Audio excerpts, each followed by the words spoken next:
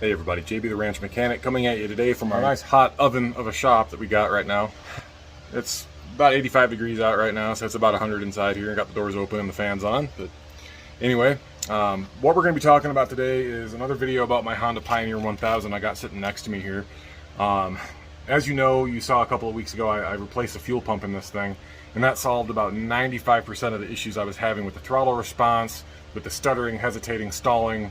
There was definitely something wrong with that fuel pressure regulator built into the pump, so the new pump assembly with the new regulator obviously solved that problem. But you know, June, like May and June in northern Nevada is really weird. We get really cold nights and really hot days until about this time, about the first week of June, second week was typically when things kind of level out and we stop getting sub-freezing temperatures at night. I've just noticed that in the mornings when it's cold out, this thing has a really tough time finding a stable idle. You'll put it into gear and go to drive away and it'll just cut out on you, it'll die. So I thought, well, hey, you know, the idle air control valve on most Honda ATVs is typically the culprit when it comes to either a really high idle or a really low idle.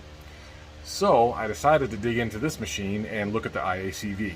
And let me flip the camera around here. I'll show you exactly what I found and something that you guys can look for if you're having a similar issue with your machine. Give me 1 second here, I'll take a look. All right, guys, so here we go. This is the back end underneath the dump bed of this, right behind the cab on my Pioneer 1000. This is a 2018 model. And to get to the IACV, you need to pull out your entire air cleaner assembly here. Fairly simple process. Let me zoom out a touch here. Fairly easy process. There's just a couple of 10mm bolts. You don't need to take the air cleaner lid off. I didn't realize that until it was too late, but save yourself the trouble of taking the lid off. You can pull the whole thing out as one assembly. But there's two 10mm bolts, one on each side, and then there's a connector for your intake air temperature sensor, and then there's another rubber grommet that plugs into the back of the cab that kind of holds those wires up a little bit. But other than that, you just need to loosen up the little worm clamps here. These, I'm not sure what size these are. I think they're 6mm, but I just ended up using a Phillips head screwdriver because they're the Phillips head inside there. It makes it a little bit easier. So you got two, one for each throttle body on this side, and then your main air intake over here coming from the snorkel under the hood up front. You got to loosen up the worm clamps for each one of those, and then the whole thing just goes, just lifts out of the way. Your IACV is located right here in between the two throttle intakes for the throttle body. When you're having these low idle issues, according to the factory service manual, idle irregularities can be caused by a rip in this O-ring. I've already checked it. That O-ring's fine. It is a little bit dirty. There's a little bit of oil residue and stuff on here, so I am going to take this out of I'm going to disconnect this harness again and clean this, and then we'll put it back in. Now, unfortunately, I'm not going to be able to get the problem that it was exhibiting on camera for you guys because it's a hot day. I've already been driving this thing around. It's 2 o'clock in the afternoon, but I'm hoping that cleaning this thing off is going to actually solve this problem and see if I can document the issue being solved anyway. So we're going to clean this thing up, and then we will come back when that's done and get it reinstalled. All right, guys, got this thing all cleaned up. All the residue and gunk and dirt and crud is off of it. You can actually see the center of the brass part again. And we've got the slide valve all threaded down exactly where it's supposed to be. So this thing, just like on the ATVs, there's a cutout in the side of the slide valve right here. The one thing that it might trip you up a little bit is that on the actual bore where the IACV goes in, that's where it comes out of right here. The little guide pin that sticks out on the bore of that thing is actually right here. It's on the right-hand side. It's really hard to get your eyeballs close enough in there to see it, but it protrudes from the right side of the bore. So when you put your IACV back in, make sure the cutout on the slide valve is facing toward you, toward the back of the machine rather.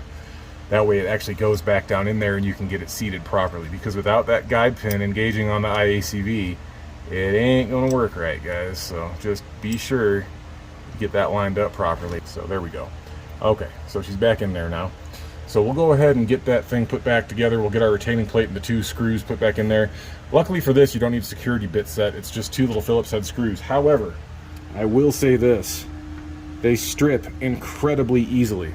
If you don't have a set of like the JIS style Japanese type screwdrivers, be very, very careful. This one took me a minute to get out. I was about to put some vice grips on it, but I found a screwdriver that was just big enough. One of my Tecton screwdrivers here, this little guy, this little fat number 2 Phillips, actually went in there and I finally was able to break it free. But be super careful with those because they're very easy to screw up, and if you completely strip one of those things out, good luck getting it out of there.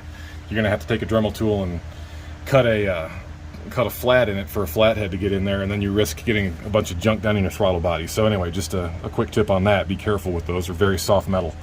Anyway, I'm gonna get this button back up. I'm gonna drive it for a couple days. We have a cold front coming through within the next couple of days. So over the next couple of days, it's probably gonna be in the 30s in the morning. So we'll know right away when I fire this thing up after it sits overnight, whether or not we've solved our problem. So anyway, more to follow here. Stay tuned. Well, hey, good morning, folks. We're back. It's been a couple of days. It was in the 50s yesterday morning. It's in the 40s this morning. As you can see, I got my coat on. Tomorrow's going to be even colder, so I'm going to flip the camera around. How our IACV is doing. Now, normally, if temperatures were this cold, let me zoom out. There we go. It would start up, and then the idle would dip really, really, really low. Like it idled at like maybe 250 or 300 RPMs, and it'd barely just kind of chug.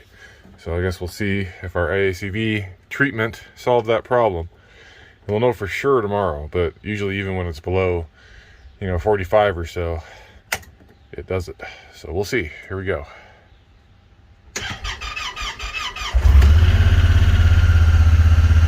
Looky there.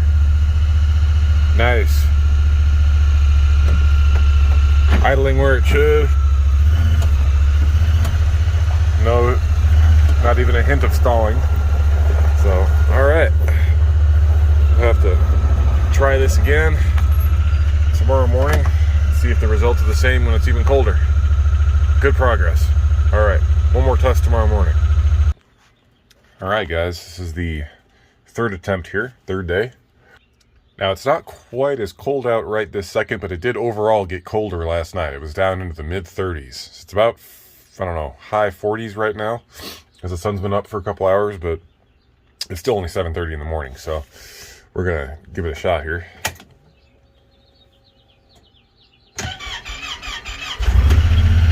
Look at that. Perfect. So I think that pretty much explains the issue right there. Well, guys, there you have it. Idle air control valve on a Honda, once again causing some issues. So that's how you do it on one of these side-by-side machines. I'm not sure if the Pioneer 500s and 700s are the same. Different motors, so I would imagine they'd be more similar to the Honda 680s than the parallel twin engine that this thing has, but there you go. So you have to remember the idle air control valve is just there to regulate your idle airflow. Okay, when you start getting on the throttle, the IACV doesn't even play a part of that. So if your idle is extremely high or it's really, really low and it struggles to find some kind of happy medium to where it can actually idle properly, your IACV is going to be one of the first places you want to start. So just pull it out, spray it off. Just like I said in my other video for the four-wheeler IACVs, just make sure you're not spraying it with brake cleaner or carb cleaner or anything too crazy, because it is a plastic sensor with metal components, but your stuff that you're using to clean it needs to be plastic and sensor safe. All right, if you go hosing it with 3M brake cleaner or something like that, you're just going to destroy the sensor. It's going to be junk. So be really careful with it. You don't need to clean it with anything except the cleaner spray. You don't need to stick a Q-tip or a rag or anything in there. Again, I'm repeating everything that I said in the other video for the Honda IACVs for the four-wheelers, but again, it bears repeating here if you have a Pioneer and you're trying to do this.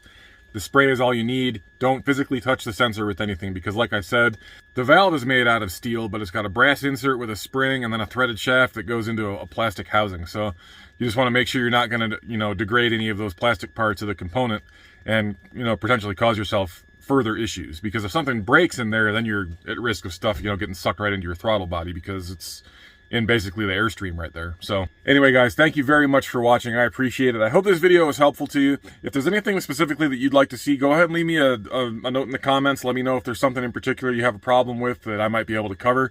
Granted, I'm just a mechanic for this particular cattle ranch. The only equipment that I work on is the stuff that our ranch owns and uses. So I'm not a regular shop guy. I don't know all the answers for all the other cars and trucks and four-wheelers and side-by-sides and UTVs, whatever that exist out there. I have a general knowledge about how this stuff works, and more specific knowledge about the actual things that I work on a regular basis. But if there is a question that you have, I'll do my best to answer it. And if I don't know the answer, I'll do my best to point you in the right direction. So anyway, thank you guys again. Hope you enjoy the rest of your Friday. Have an awesome weekend, and we will catch you guys next time. See ya.